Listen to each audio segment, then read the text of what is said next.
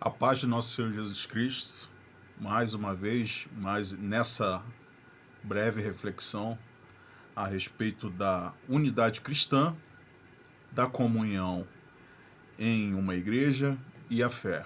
Como é que a gente vai manifestar isso tudo?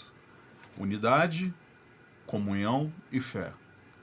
Como manifestar isso? E o texto básico da reflexão de hoje é Filipenses 2, que Paulo, escrevendo aos Filipenses, disse qual era o modo de se viver em uma comunidade, como eles poderiam experimentar das grandezas da gloriosa manifestação da graça de Jesus Cristo, como eles poderiam viver essa experiência de forma profunda e de que forma que eles deveriam caminhar. Então vou fazer uma leitura do texto aqui breve, para a gente refletir em cima disso, diante das problemáticas que a gente vive em nossas congregações. E aqui será exposto essas grandes problemáticas que a gente vive dentro das comunidades, vive dentro da nossa família, vive dentro do nosso emprego, vive em todo lugar.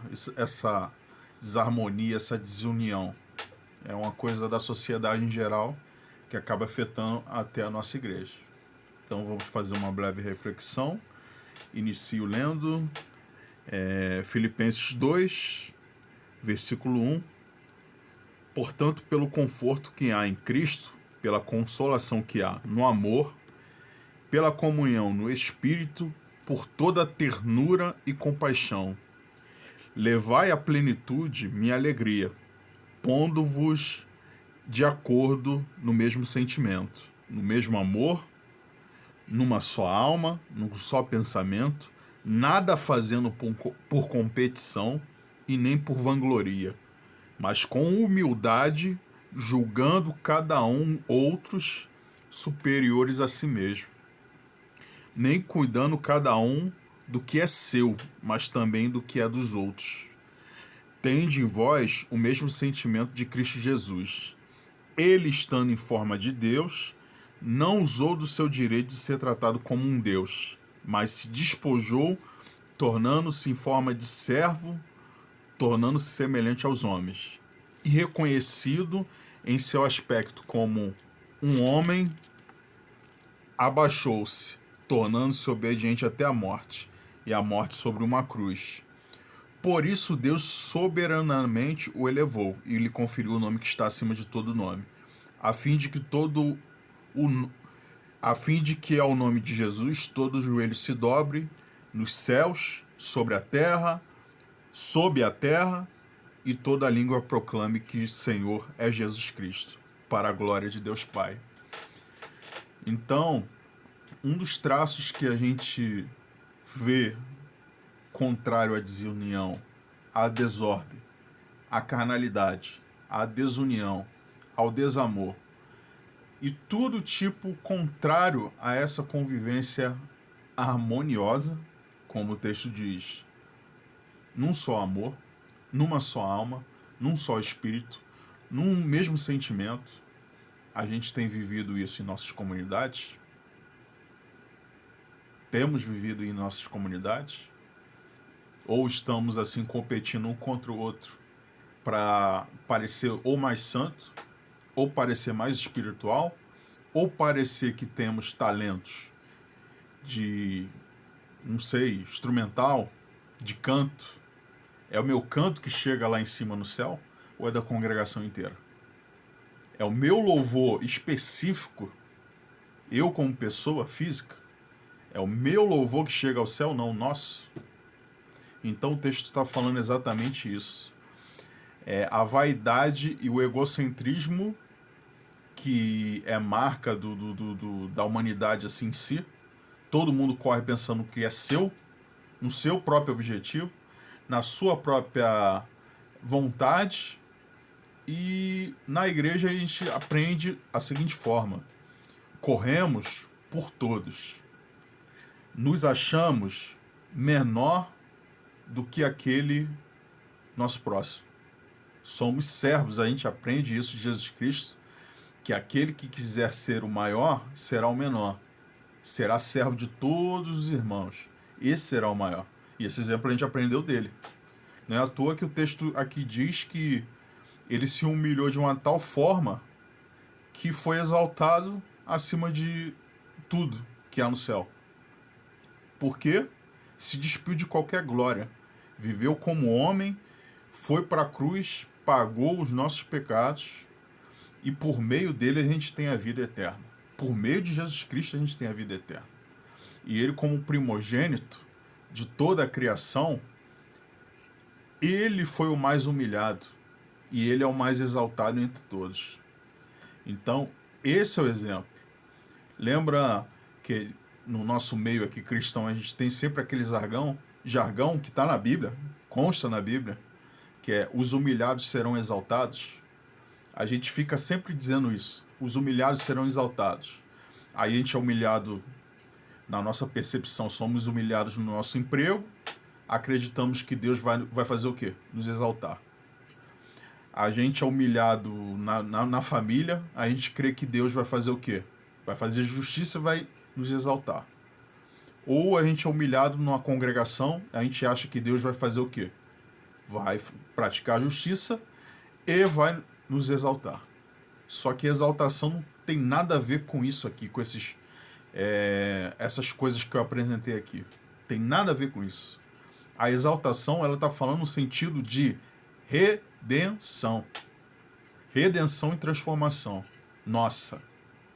Da calamidade que a gente vivia aí, ó, atrás, na vaidade, na corrupção, na maldade, na intriga, na fofoca, na mentira, na imoralidade, em todo tipo de obra das trevas que a gente vivia, na bebedice, na glutonaria, na falar mal um dos outros, no desamor, no ódio, na iniquidade das mais diversas possível, na injustiça social, ou seja, a gente era devedor até dizer chega de quanta calamidade que a gente praticava.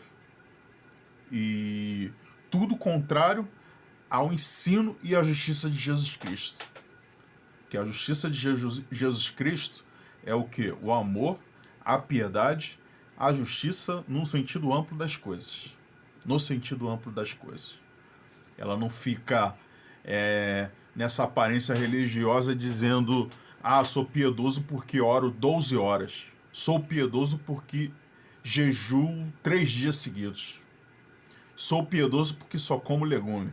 Sou piedoso porque louvo durante 3 horas seguidas, em oração, jejum e etc. Não é esse tipo de religião que Deus está procurando da gente, mas é manifestação da justiça plena em Cristo Jesus, que não começa na gente, não inicia na gente, inicia em Jesus Cristo. Essa é a justiça verdadeira. E a verdade é a vida. Eu sou o caminho, a verdade é a vida, disse o Senhor. Então, nessa perspectiva, a gente busca viver esse sentido de unidade.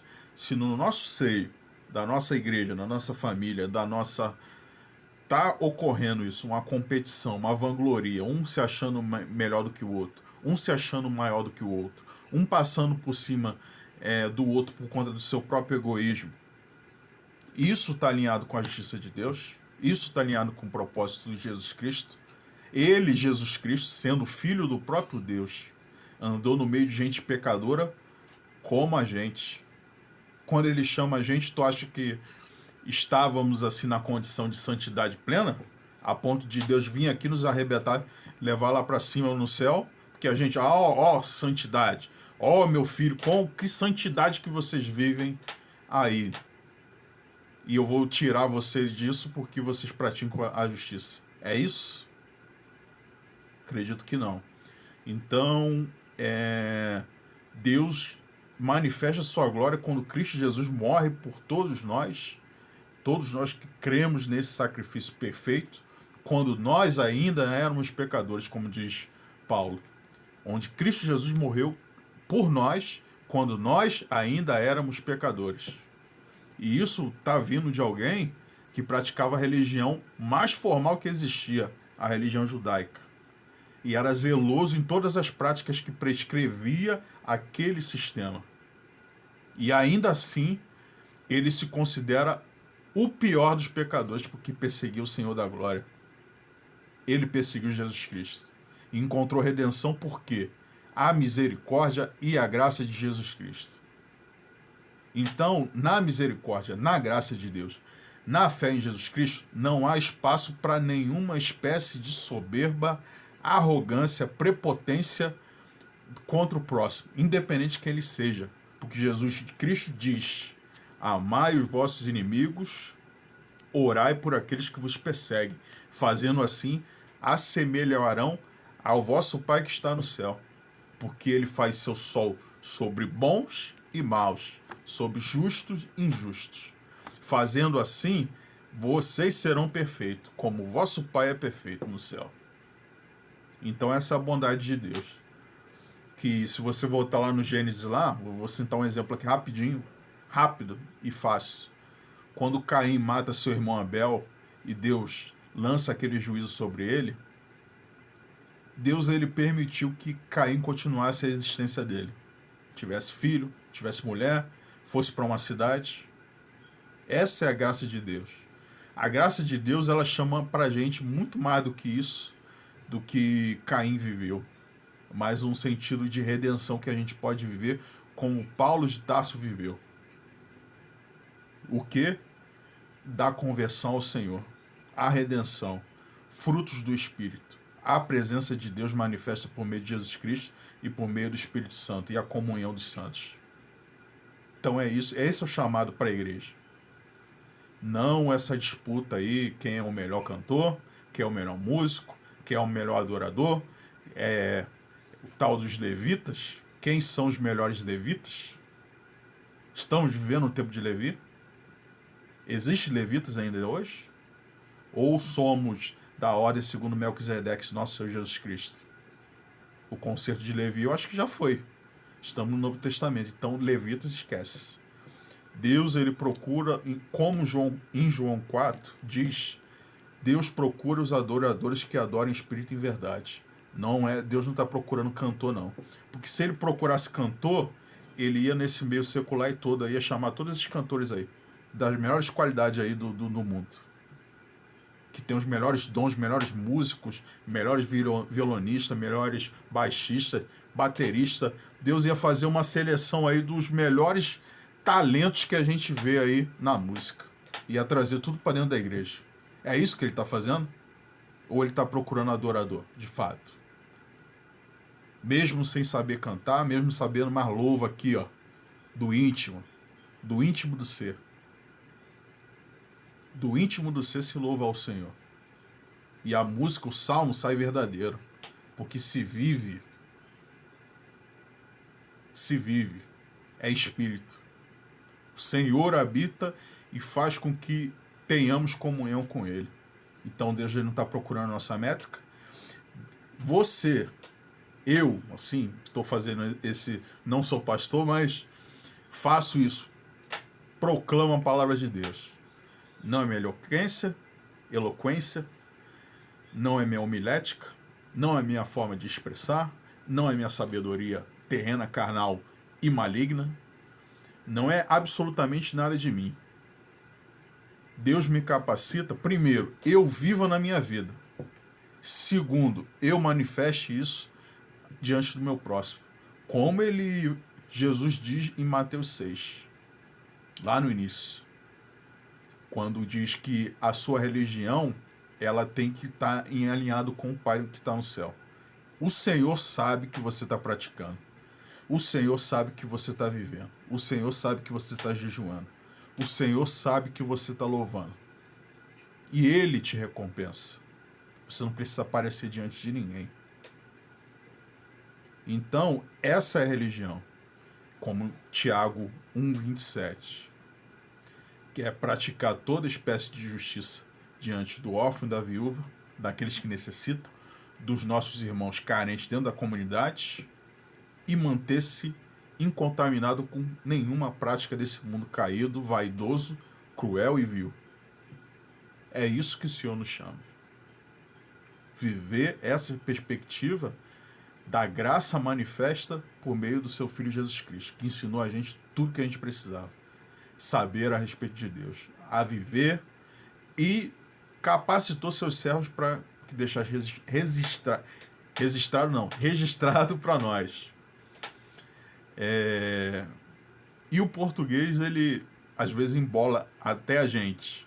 E a escritura tem algumas versões que são bem complicadas de você compreender a palavra. Mas eu vi um testemunho uma vez, uma senhorinha dizendo que o Espírito Santo é o professor da gente. E eu manifesto isso e constato, testifica dentro de mim que é a verdade. É o Espírito Santo que mostra quem Deus é de fato para você. Então fica essa exortação curta. Vou concluir o texto logo todo, o capítulo inteiro, para a gente concluir essa exortação, mas no sentido amplo da coisa que a gente precisa viver. Portanto, amados, como sempre obedecido. Esse aqui é o versículo 12. Portanto, meus amados, como sempre tendes obedecido, não só na minha presença, mas também particularmente agora na minha ausência. Operai a vossa salvação com temor e tremor. Ou seja, vivam a salvação de Deus de uma forma manifesta em adoração, espírito de adoração, como Deus te resgatou das trevas para sua maravilhosa luz. Pois é Deus e que opera em vós o querer operar, segundo sua vontade. Fazei tudo sem murmurações, sem reclamação, para vos tornardes irreprováveis e puros filhos de Deus, sem defeito no meio de uma geração má e pervertida, no meio do quais brilhais como astros no mundo, mensageiros da palavra da vida. Assim, no dia de Cristo, eu terei glória de não ter corrido, nem ter me esforçado em vão. Mas se meu sangue for derramado em benefício, em sacrifício e serviço da nossa fé, alegro-me e me regozijo com todos vós, e vós também alegrai-vos e regozijai-vos comigo. Espero no Senhor enviar-vos logo Timóteo, para que também a alegria de receber notícias vossas, não tendo ninguém de igual sentimento,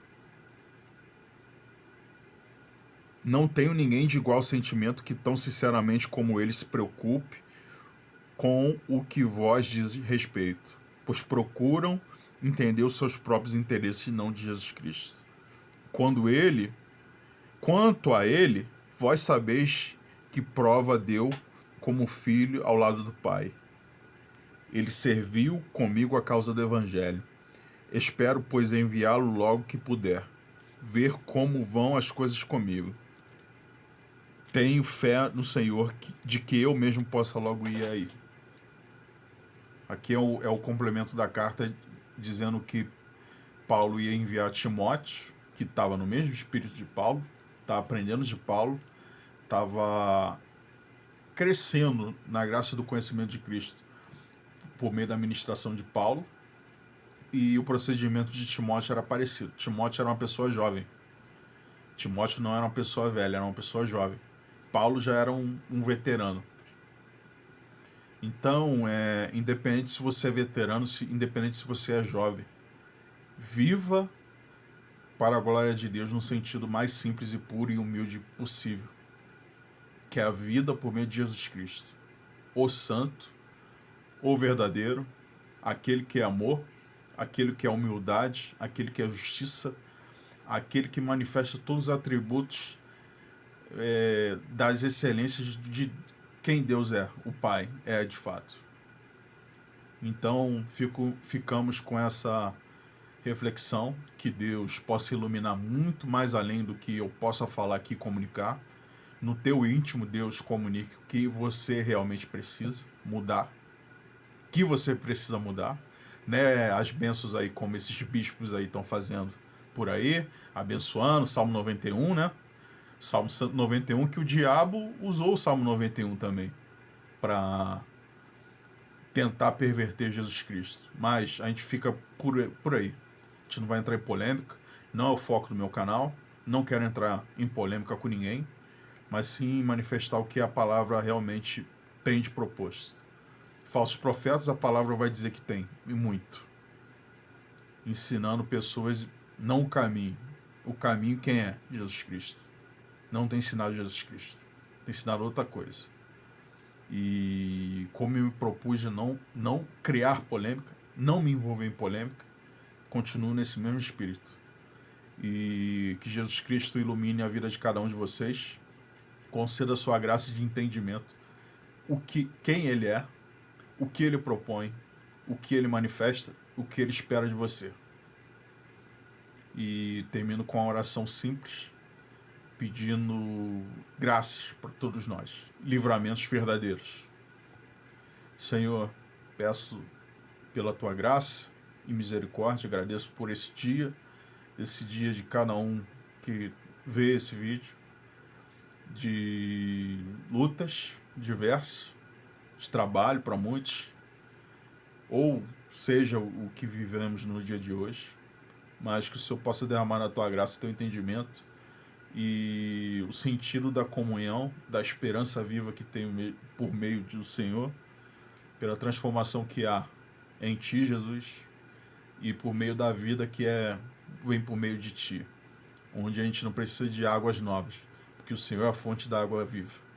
Não precisamos beber de novas águas. Precisamos sim beber do Senhor, que é a vida, e precisamos manifestar e conhecer o Teu santo caminho. Que o Senhor derrame das Suas graças, que o Senhor possa transformar, no geral, a sociedade, a geração que a gente tem vivido. E dentro das nossas comunidades, gerando o verdadeiro sentimento, o verdadeiro propósito da fé cristã. Pelo Teu rico amor, esperança viva, peço a Ti livramentos semana inteira para todos nós, que o Senhor possa nos conduzir na simplicidade e a pureza no Teu nome. É o que eu suplico, Te agradeço no Teu nome, Jesus. E é isso, ficamos na próxima. Próxima a gente vê em outro estudo aqui.